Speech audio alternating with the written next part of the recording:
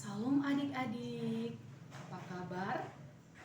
Kakak berharap adik-adik semua berada dalam perlindungan tangan Tuhan. Adik-adik, kita akan mendengarkan pemberitaan firman Tuhan. Namun sebelumnya, mari kita tenangkan hati dan pemikiran kita. Kita berdoa.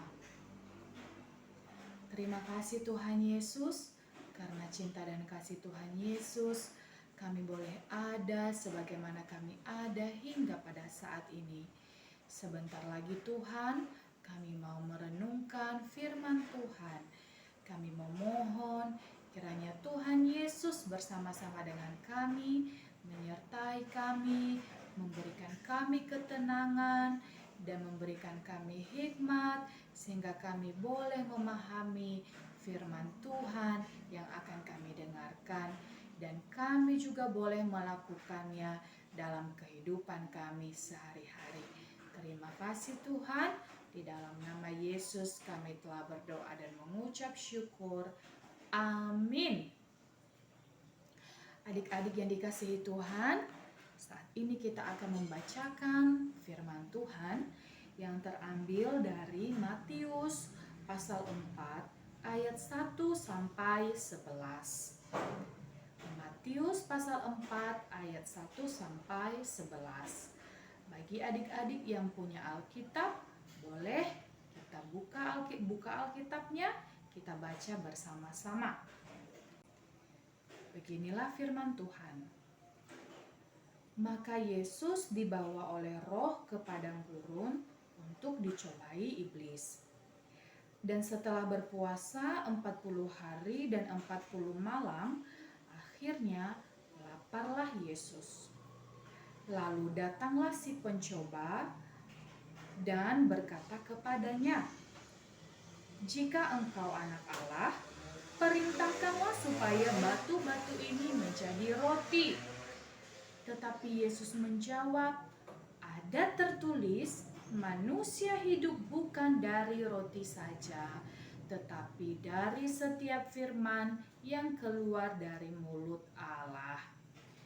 Kemudian iblis membawanya ke kota suci dan menempatkan dia di bubungan bait Allah. Lalu berkata kepadanya, "Jika engkau anak Allah, jatuhkanlah dirimu ke bawah, sebab ada tertulis mengenai engkau, ia akan memerintahkan malaikat-malaikatnya, dan mereka akan menatang engkau di atas tangannya, supaya kakimu jangan terantuk kepada batu." Yesus berkata kepadanya, "Ada pula tertulis, janganlah engkau mencobai Tuhan Allahmu." Dan iblis membawanya pula ke atas gunung yang sangat tinggi dan memperlihatkan kepadanya semua kerajaan dunia dan kemegahannya, dan berkata kepadanya, "Semua itu akan kuberikan kepadamu jika engkau sujud menyembah aku." Maka berkatalah Yesus kepadanya, "Enyahlah iblis, sebab ada tertulis, engkau harus menyembah Tuhan Allahmu, dan hanya kepada Dia sajalah engkau berbakti." Lalu iblis meninggalkan dia, dan lihatlah, malaikat-malaikat datang melayani Yesus. Nah, adik-adik, firman Tuhan yang barusan kita dengar merupakan kisah perjalanan Yesus setelah Yesus dibaptis oleh Yohanes Pembaptis. Di sana Yesus mengalahkan pencobaan iblis. Nah, adik-adik, siapa di sini yang pernah menonton film perang-perang? Ayo angkat tangannya. Nah, kalau kita menonton film peperangan, di situ pasti ada musuh dan ada juga yang sedang berjuang mempertahankan sesuatu. Nah, ketika mereka berperang, mereka menggunakan senjata apa? Ayo, ada yang tahu senjata apa yang digunakan? Benar sekali.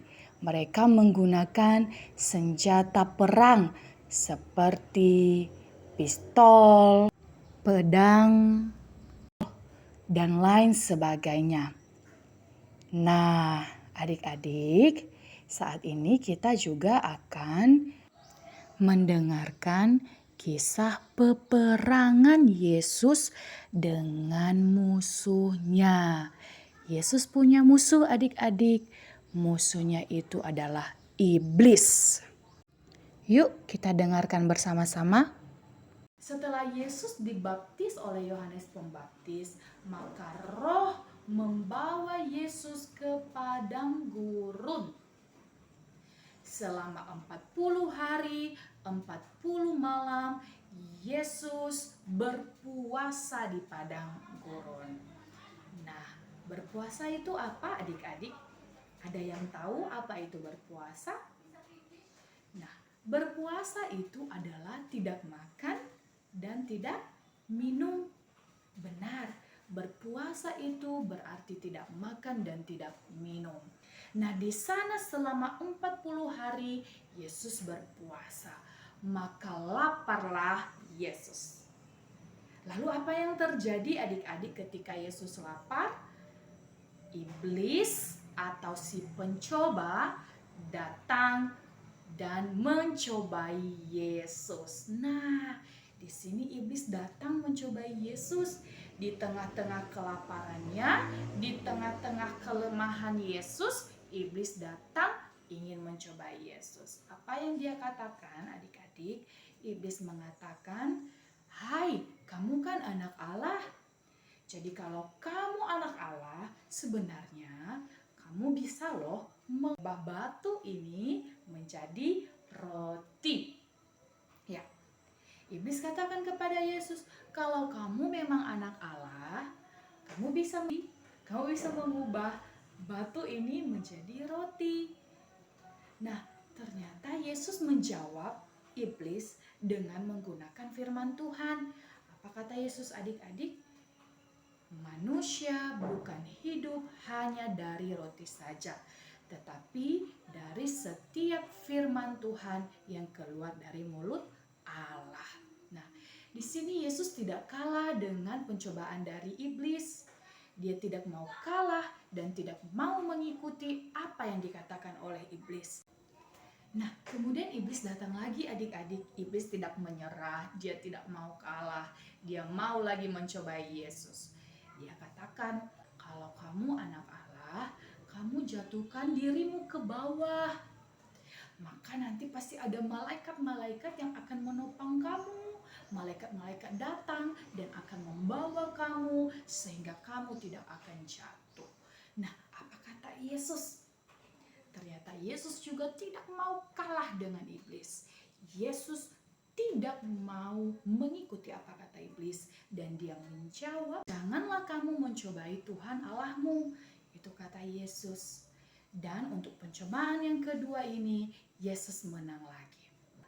Dan ada lagi pencobaan yang ketiga ternyata. Dan ternyata dia katakan lagi, dia bawa Yesus ke satu tempat yang sangat tinggi, ke gunung yang tinggi adik-adik. Dan iblis mengatakan, kalau kamu sujud menyembah aku, maka semua ini akan kuberikan kepadamu. Itu kata iblis. Wah, iblis ternyata tidak kehabisan akal loh. Iblis tidak kehabisan akal untuk membuat Yesus menyembah dia. Dan puji Tuhan, Yesus luar biasa. Yesus memang benar-benar anak Allah. Yesus kembali menang di dalam pencobaan yang ketiga ini. Enyahlah kamu iblis, sebab ada tertulis, engkau harus menyembah Tuhan Allahmu dan hanya kepada saja dialah engkau berbakti. Itu kata Yesus. Nah, setelah itu Yesus pun dilayani oleh malaikat-malaikat karena Yesus telah menang dalam pencobaan. Nah, adik-adik, Yesus itu sedang dalam peperangan loh. Tapi itu adalah peperangan rohani. Dia berperang melawan iblis. Dan senjata yang digunakan Yesus dalam berperang bukan pedang dan bukan pistol. Tetapi ada yang tahu apa senjatanya? Ya, senjata yang digunakan Tuhan untuk melawan iblis adalah firman Allah. Wah, ternyata firman Allah itu bisa menjadi senjata yang ampuh dalam melawan iblis. Sekarang kita akan merenungkan firman Tuhan ini. Perenungan yang pertama adalah waspadalah sebab iblis mencobai kita di titik lemah kita. Nah, adik-adik, mungkin kita mempunyai titik kelemahan masing-masing. Mungkin ada adik-adik yang memiliki sakit penyakit atau memiliki kelemahan di fisik atau secara mental atau apapun itu. Nah, ingat bahwa iblis akan mencobai kita dalam titik lemah kita.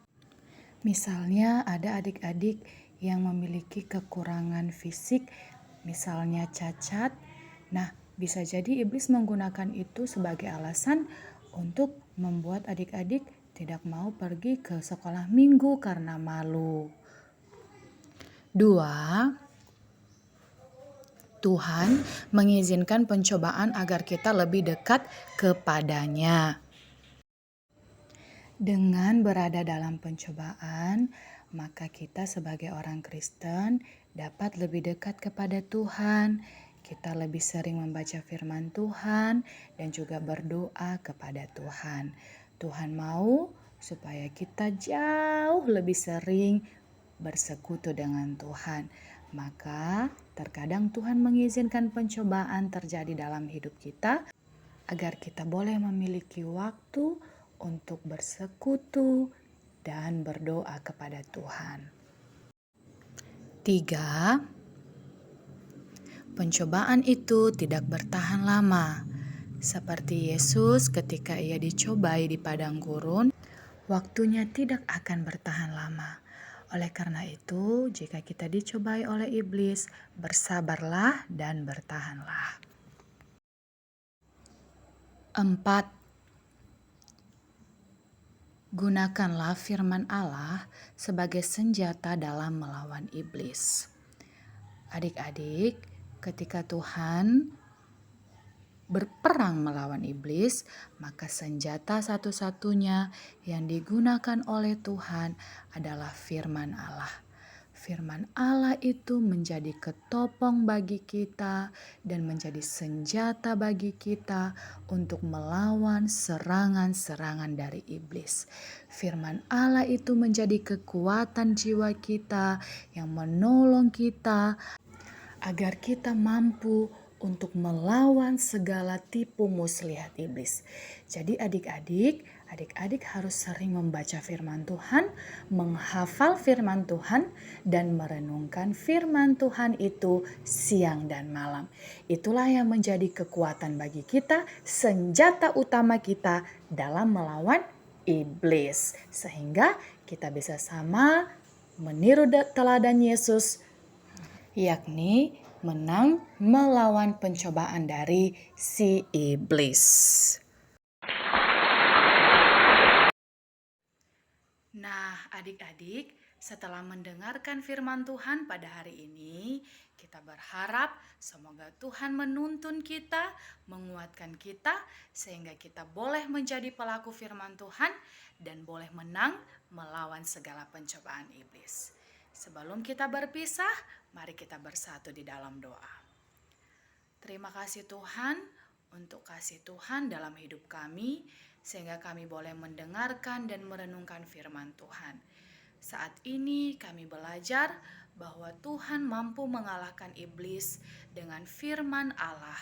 Ajari kami Tuhan, supaya kami juga boleh merenungkan firman Allah dan menjadikan firman Allah itu menjadi senjata utama bagi kami dalam hidup kami untuk melawan tipu muslihat iblis di sekeliling kami. Terima kasih Tuhan, dalam nama Yesus kami telah berdoa dan mengucap syukur. Amin. Demikian cerita kita pada hari ini. Selamat hari Minggu. Tuhan Yesus memberkati. Salam.